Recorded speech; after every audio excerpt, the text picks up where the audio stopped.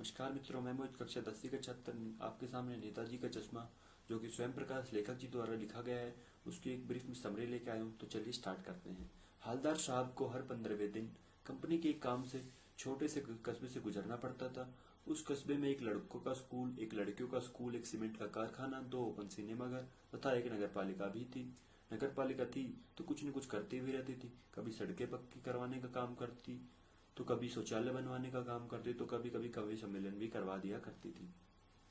एक बार नगर पालिका के उत्साही अधिकारी ने मुख्य बाजार के चौराहे पर सुभाष चंद्र बोस की संगमरमर की प्रतिमा लगवा दी। चूंकि बजट ज्यादा नहीं था, इसलिए मूर्ति बनवाने का काम कस्बे के इकलौते हाई स्कूल के मास्टर मोतीलाल को सौंपा गया। मूर्ति सुंदर बनी थी, बस एक चीज की कमी थी, नेताजी की आंख पर चश्मा नहीं था। एक सचमुच के चश्मे के समान चौड़ा काला फ्रेम मूर्ति को पहना दिया गया। जब हवलदार साहब आए तो उन्होंने सोचा, वाह भाई, यह आइडिया तो बहुत अच्छा है। मूर्ति पत्थर की पर चश्मा रियल। दूसरी बार जब हवलदार साहब आए तो उन्हें मूर्ति पर तार का फ्रेम वाला गोल चश्मा दिखाई दिया। तीसरी बार फिर उन्होंने नया चश्मा पाया। इस बार वे पान वाले से पूछ बैठे कि नेताजी का चश्मा हरदम बदल कैसे जाता है। पान वाले ने बताया कि यह काम कैप्टन चश्मे वाला करता है। हवलदार साहब को समझते देर न लगी कि बिना चश्मे वाली मूर्ति कैप्टन को खराब लगती होगी, इसलिए अपने उपलब्ध फ्रेम में से वह एक नेताजी की मूर्ति पर फिट कर देता होगा।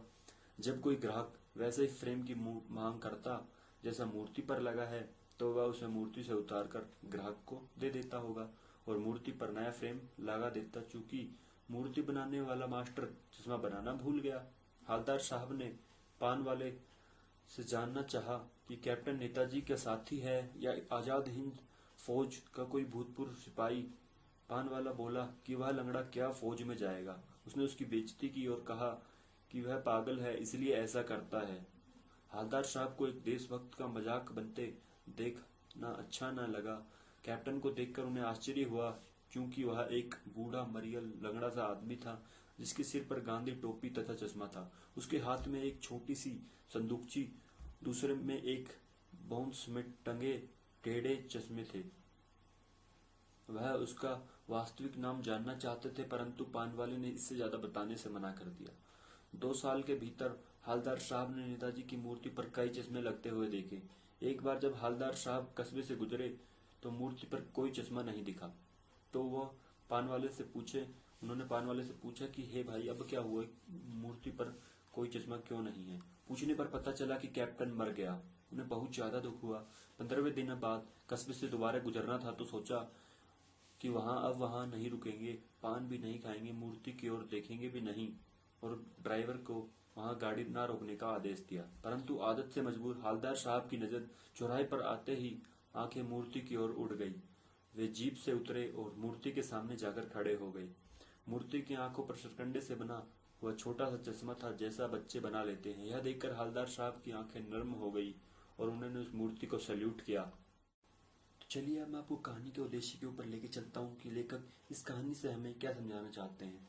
तो जैसे कि लेखक ने शुरुआत में हमें सच सुझाया कि जो पान वाला है उसने कैप्टन की चश्मे वाले की कैसे बेइज्जती की कि यह लंगड़ा क्या फौज में जाएगा। तो उससे ये भी बताना चाहते हैं कि आज भी देश में ऐसे लोग हैं जो देशभक्तों को सल्यूट नहीं करते, उनका सम्मान नहीं करते।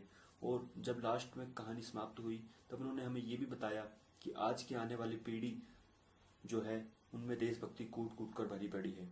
जैसे उस बच्चे ने नेताजी की आंखों पर सरकंडे का चश्मा लगाया, जिससे पता चलता है कि वह भी आने वाला देशभक्त है। कि आने वाले जो पीढ़ी है वो अपने देश के लिए अपनी जान कुर्बान कर सकती है। धन्यवाद।